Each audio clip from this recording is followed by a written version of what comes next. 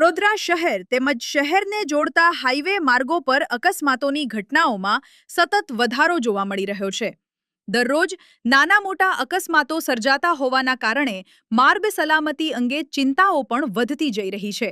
આ દરમિયાન આજે વહેલી સવારે વધુ એક અકસ્માતની ઘટના વડોદરા શહેરની નજીક આવેલા કપુરાઈ ચોકડી પાસે બની હતી। પ્રાપ્ત માહિતી અનુસાર કપુરાઈ ચોકડી પાસે રસ્તા પર ઊભેલી એક ટ્રકની પાછળથી આઈસર કંપનીની માલવાહક ગાડી અથડાઈ ગઈ હતી।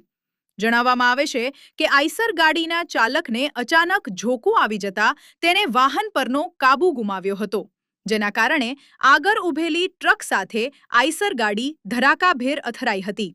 અકસ્માતને પગલે બંને વાહનોને નુકસાન થયું હતું અને ઘટના સ્થળે થોડા સમય માટે અફરાતફરીનો માહોલ સર્જાયો હતો। જો કે સદનસીબે આ અકસ્માતમાં કોઈ મોટી જાનહાનિ થઈ નથી અને ચાલકને સામાન્ય ઈજાઓ સાથે બચાવ થયો હોવાનું જાણવા મળ્યું છે। આ ઘટના ફરી એકવાર માર્ગ સલામતી અંગે સવાલો ઊભા કરે છે। વહેલી સવારના સમય દરમિયાન વાહન ચાલકોને ઊંઘ કે થાકને કારણે અકસ્માતની શક્યતાઓ વધતી હોય છે, તેથી વાહન ચાલકોને સાવચેત રહી વાહન ચલાવવા માટે તંત્ર દ્વારા પણ અપીલ કરવામાં આવી રહી છે।